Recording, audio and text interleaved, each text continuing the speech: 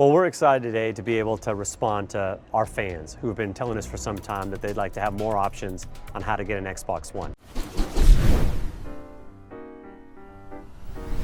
Hi everyone, welcome back to Outside Xbox, where we're discussing whether it's all over for Kinect. Guys? Yes. Great, thanks for watching Outside Xbox. We'll see you next time. But yes. You think it's all over for Kinect? Well, let's ponder your question. Okay, well, let's what talk about do you what we really mean by is it all over by for is it Kinect? all over. Are people still going to develop games for Kinect is the first point we should talk about. Well, there weren't that many making them in the first place, were there, really? What have we got coming up? Fantasia. Anything? Fantasia from Harmonix. Mm-hmm. It would all be better with Kinect. Kinect Better added with on Kinect. kind of stuff rather than Kinect dedicated titles. But yeah, I mean, it was in a poor enough state of affairs back when Kinect was an obligatory, add-on for Xbox One. Do you think it's a reaction to Kinect Sports rivals? It didn't exactly set the charts on fire, did it? No, it didn't. I don't know if it... I think it was probably in the planning a little longer than that. You know, Kinect Sports Rivals would have probably sold better had it been at launch because it's a party game and it's kind of that Christmassy sort of novelty crowd. But you can't argue with the numbers, and people aren't that interested in sort of bespoke Kinect experiences. Rare have been the best at getting the most out of Kinect, and even then, Kinect Sports is kind of a little bit sort of fiddly still. I think everyone was expecting it to be a vast technological leap over the last one, and it doesn't feel that way. You say it wasn't. It was in the planning longer than. Well, I mean, Kinect Sports Rivals only just got released like a month or so but it ago. can't have been in the planning that long, given that they were dedicated to Kinect. They were committed to Kinect until. Yeah, it seems like they seemingly didn't tell quite Harmonix recently. that they No. were going to do Yeah, this. there was I that saw tweet, right, People from from Harmonix were tweeting that John Drake, they were surprised at this decision Yes, from Microsoft. and that's a big deal for them because that's not a better with Kinect game. That is a Kinect Literally game. a Kinect game. And people buying Xbox Ones from here on out will be buying them without Kinect. Do you think it was a smart decision, though, by Microsoft to do this? I think Microsoft's looked at the bottom line, and there's obviously still a vast price difference between PlayStation 4 and Xbox One, and this is the obvious thing that is making Xbox One more expensive, and clearly people aren't that sort of bothered about it. Yeah, there's a lot about Kinect that I really love, but we've also heard from people that they just like to play games with a controller in their hand and they play multiplayer through Xbox Live. And what we wanted to do is for those people make sure that there's a version of Xbox that really meets the exact needs that they have. But for the Kinect free bundles, we're looking initially at £349, which is not that big a bargain looking at some of the Kinect bundles we had before. Well, it's still sort of crossing over with the last kind of big effort to get people to buy Xbox Ones, which was Xbox One with Kinect plus Titanfall at about 380. So at the moment you're looking at, you can pay an extra 30 quid and still get Titanfall and Kinect, at which point, it makes sense to do that. But I think just in future, that deal's going to run out, that stock's going to run out, and you just need a console that is, particularly after all the kind of performance discussion as well, you need a console that is available for a sort of similar price. Well, for a long time, Microsoft were claiming that the console wouldn't work without Kinect. They were saying it was as integral a part of the system architecture as anything else. Yeah, I think that's ultimately a software thing, isn't it, really? And I think the software's probably changed quite a lot. They had to go back on the way the games operated themselves, so they're now disk-based rather than code-based. They've made big changes to the software, so I'm prepared to believe when they initially set it up, it was kind of integral. Yeah, I saw someone accusing Microsoft of having lied when they said it was an integral part. Right. But like you say, at the time, it would have been an integral part because that's how the software was arranged, not because it's a fundamental law of the universe that Xbox One had to have Kinect. So at this point, it's no longer required. And having freed up that, is it 10% of processing power that's segmented off for running Kinect's kind of background deal, there's a little bit more power to squeeze out of the Xbox One for actual games. I mean, it depends how far they can really scale it back without losing functionality, because there's still interface-based stuff like automatic sign-in, which involves, and in terms of working out where voice commands are coming from. So, for example, the Xbox Show My Stuff command, where you've got multiple profiles signed in and one person wants to say, Xbox Show My Stuff and have their stuff shown. That's based on facial recognition, but also like using the array microphones and knowing where that voice has come from. So there's still going to be some processing taking place for the people who do have Kinect plugged in and are using it. They don't want to reduce functionality. So I don't know how much they're going to reduce that stuff. Having said that, if you're running a game, you're running it full screen, you don't have the interface up, that feels like processing power that could be used better for the game itself. So I think we will see small gains, probably not enough to sort of bring parity to the PlayStation 4, which is, I think, what everyone's after, isn't it, really? I mean, and I'm not sure it's going to be that substantial a difference. Yeah, it depends how many people were really using it. Jane, I know you use the voice commands quite a lot. I mean, would you miss that if you didn't have Kinect? I use them because they're there as like a matter of convenience, but I don't use them exclusively. I have to use like a hybrid of voice commands when it's convenient, and also the controller, because voice commands don't do everything. So like I'll say Xbox, Netflix, while I'm hunting for the controller, because I know once Netflix is fired up, I'm going to have to use the controller to navigate it. Yeah, it's quite a lot of money for something that's only going to be a minor convenience. But that said, I don't use Skype a lot. Well, I was going to say, if someone were using Skype a lot for video chat, then I think Kinect's pretty indispensable. Yeah. I don't think I've ever used Skype on my Xbox. Yeah, but if you had like family abroad that you wanted to chat to a lot, for example, then I could see that being something you'd want to use Kinect for. But if they're selling Kinect separately, maybe at a lower price point, if they manage to find a way to produce them cheaper, I can see it still selling reasonably well for people who want to use it for things like video chat. I know, for example, the PlayStation camera that they sell separately to the PS4, they can't make those quick enough. They're always sold out. They've sold, I think, nearly 1 million of those. So people are still buying them. People do still want these kind of cameras. Yeah. I think maybe not everyone wants them, which is why a lot of people were complaining about the kind of mandatory Kinect thing. Still selling them separately means that you can buy the console, and then later on, if Kinect is proven to be a useful addition, then you can buy that separately, and that does give you a bit more option. And saving 80 quid when you're making a big purchase like a console is a big deal. And what you're going to remember is actually, although they're saying, right, we're going to offer a version without Kinect, they're still going to sell it with Kinect if you want to buy it.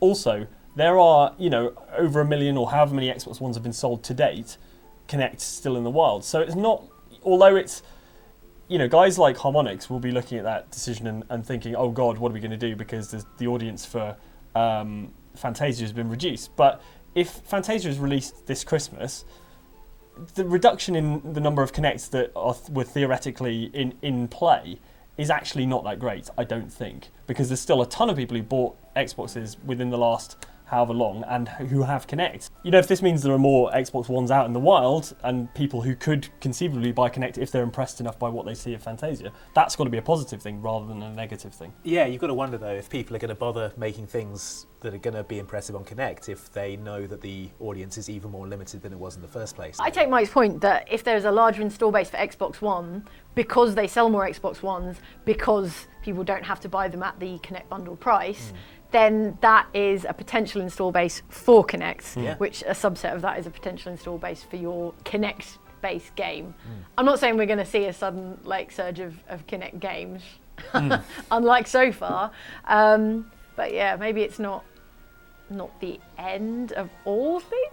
Yeah, it's tough to know, isn't it? I mean, it feels like they're getting this out of the way so that people aren't asking those questions, so they don't have another conference where they've got no Kinect games and everyone's like, but what about Kinect? They sort of almost, now is the time to shuffle stuff out before E3 to kind of prevent people from asking those difficult questions at E3. Time to roll out the dead bodies now, so we can talk about good what stuff. What about Kinect? That was 3 weeks ago. Get over it. Yeah. Deal with it. You're still talking about Kinect? People who bought Xboxes on day one have suffered a price cut, and now the fact that Kinect is now no longer essential, so it's like another price cut. So actually I feel like they've taken a bit of a kicking. It would be nice to have Microsoft say, all right, you know what, these guys can have Xbox Live free for however long, or whatever, something to make them feel a bit better about it. That's how business works, man. Apparently not. Apparently not. You don't know anything about business. Yeah, I don't. I think we had that last generation where Microsoft was saying, you must put some Kinect features in here, particularly to first-party studios. Clearly, that mandate wasn't the case on Xbox One because none of the games we've played have really benefited from Kinect or been better with it. Zoo Tycoon? Yes, you can wash an elephant with Kinect, but it's a shame. I got my money's worth out of Kinect that day. Hosing down bears. Yeah, it's a shame because there's been some good ideas that just haven't really taken. Like, do you remember Kinect Fun Labs, which was kind of tiny little app-style experiences where you could put yourself in a band, or you could make weird stuff on your face. And it was like a good idea. If they could keep that going and have new weird Kinect-only experiences going up, that's something else, another reason to have it, something else you can use it for. But they just didn't really stick with that. There was no consistency in it. I think Fantasia is one of the most fun things I did at E3 last year. You know, it was you great liked fun. it. James But- hated it. Yeah, James Hated it so despised much. I don't think it's going to turn things around for Kinect, but like that will be a I thought good it was really Kinect good fun. game. Yeah. But the problem is it's not out yet, and I think it would have been great if Fantasia had been out for launch as well. You know, something to encourage people to actually use Kinect.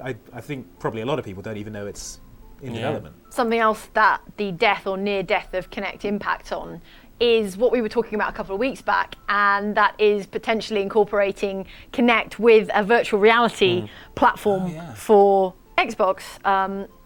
We were hypothesizing that there might be something virtual reality related from Microsoft at E3. If that is the case, then it can hardly have anything to do with Kinect. Yeah, it feels like they wouldn't be downplaying that stuff if it was an integral part of virtual reality, which suggests that maybe they're not going to announce a virtual reality thing. And you know, if you're currently removing an expensive piece of hardware from the Xbox One, are you really going to be adding another expensive Guys, we know you're going to like that. Yeah. Here's a helmet that you put on. And one that would require a camera. Like, but you know, Sony said part of the reason for the light bar, part of the reason for the PlayStation camera is to make this Project Morpheus stuff work. And it feels like all the major sort of virtual reality solutions, as they call them. God, I used that word. Horrible. Out. All of them use a camera in some regards. So if Microsoft were going to do it, you'd expect it to use Kinect for at least some basic tracking. That would be the most confusing messaging. Yeah. But maybe that's the way you get Kinect back in. You say you don't have to have Kinect, but if you You're do, not going to be able to use this rad virtual reality headset. Maybe. Also, then if Kinect you- now costs twice as much. Yeah. Well, but the thing is, you're then saying, well, you've bought your console. If you want the virtual reality thing, you need to spend this much on the helmet and this much on the Kinect in order to get the complete package. Yeah. So, you've come back for more, Ian. Yep, let's do it. This should be good. It makes me a bit sad because I still think there was a great deal of potential in Kinect technology, but I think all the promises about Kinect being a vastly improved system over and above Kinect 1 have kind of been revealed to be false. You know, it can track like fingers and stuff, which you know has been used in Kinect Sports Rivals, but in terms of practical, you know, just the skeletal tracking doesn't seem that much better. You know, it still gets confused, arms still get passed behind things and stuff. And the lag, crucially. Yeah, the lag was killer. Yeah. We can read tiny fluctuations in your face blood. Brilliant. So, It knows when you're scared. Yeah. Right. So, you know. Your tires are toast. Go to the pits. All right, I'm going in. All right, so predictions for the future of Kinect. What do you think Microsoft are going to do with it? What next for Kinect? Landfill? Oh, God. I heard there's a giant hole in New Mexico. I saw that too. That was Have they pretty filled funny. that in yet? Because we're working with non-sensitive cultural material, we're actually able to use the bucket loader. Yeah. These feel like really bad times for Kinect. If there were already some Kinect games in development, like Fantasia, you know, if there was unannounced stuff from third parties, then maybe it will kind of limp along for a bit. But it really feels like once Microsoft's abandoned it, why, you know, and they're not cheerleading for it, why should anyone else bother? I wonder if we'll see a redesign of the dashboard, because it's kind of designed to tie in with Kinect and be navigated by Kinect. So whether they're going to have a go at redesigning the dashboard so it's easier to navigate with the pad. Well, it feels like it's constantly being, if not redesigned, then, you know, all these updates that are rolling out are significant, and it felt like we started off with a not entirely finished dashboard. That's true. So who's to say what the dashboard will look like in another year? It took me a while to find how to redeem a code the other day. I ended up plugging in Kinect and saying... Because you're supposed to use the QR thing. That's how they get you. Yeah, right. That's how they get you. Do you think Microsoft made the right decision? From a business perspective, yeah. I think they had to, really. Depends what decision you're talking about. If the decision was not to support Kinect from the very start and not to have a bunch of Kinect games at launch to justify the fact that it was included in the first place, then no, they made the wrong decision. That wasn't the decision. At this point, yes. If the decision is, do we take Kinect out, I think, it's got to be. I think the decision was we need to lower the price of the console, and the easiest way to do that was to get rid of Kinect. So I think it's the one they sort of had to make. So Viking funeral for Kinect then? Yeah, just what do we do now that it's dead? Unplug it. Yeah, unplug Put it in a cupboard. Turn it towards the wall. Just put it on an original Xbox and push it out to see, set it on fire. You like fire an arrow at it and then like. Yeah. We'll continue to innovate on Kinect. I think it's an important differentiator for us. But I also know there are people out there that want to make the choice when they want to make it. The whole thing about making it an integral part of the console, making it essential and being, you know, bundling it with every single console needed to be backed up with software to justify it. They didn't do that. So yes, it makes sense to take it out now, but it feels like that's it. You've had 2 shots at it. It's not gained any kind of mainstream acceptance beyond like that first novelty of trying it out. It's got to be done, hasn't it? Really, it's out. Okay. Take it out back, put a bullet in it. Yeah, exactly. Around the back of the barn. Oh yeah, no. In its stupid lens. Oh no. Let's not get nostalgic about it. No, okay. It's on the way out. No tears. Clearly, if you use Xbox One with Kinect, you have the best experience. Okay, so that's what we thought, but we want to know what you think as well. Let us know in the comments below. Thanks for watching, and we'll see you next time on Outside Xbox.